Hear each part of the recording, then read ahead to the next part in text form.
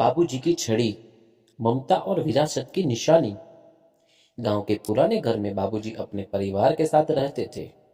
उनकी उम्र 75 साल हो चुकी थी और चलने के लिए एक लकड़ी की छड़ी का सहारा लेते थे। वह छड़ी उनकी जिंदगी का अभिन्न हिस्सा थी।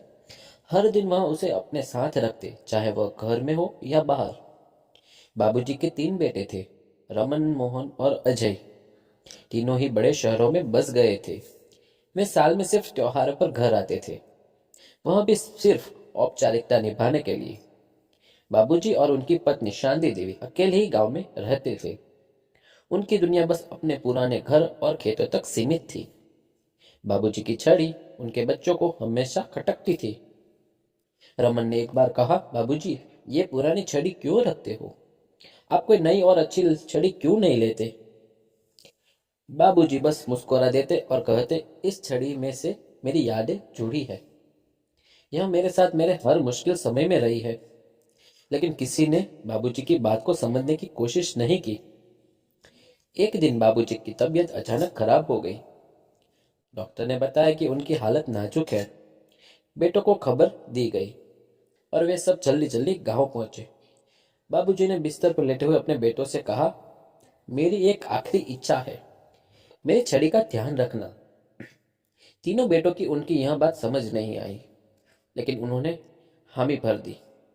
कुछ दिनों बाद बाबूजी इस दुनिया को छोड़कर चले गए।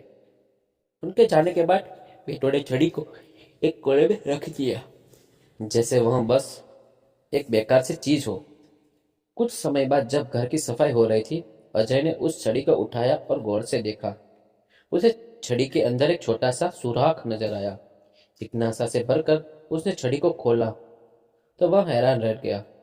अंदर एक छोटी सी पुड़िया थी, जिसमें बाबूजी की वसीयत और थोड़े से गहने और पैसे रखे थे। वसीयत में लिखा था, यह छड़ी मेरे जीवन का सहारा थी, जैसे तुम तीनों मेरे जीवन के सहारा हो। मैंने तुम्हारे भविष्य के लिए यह बचत की थी।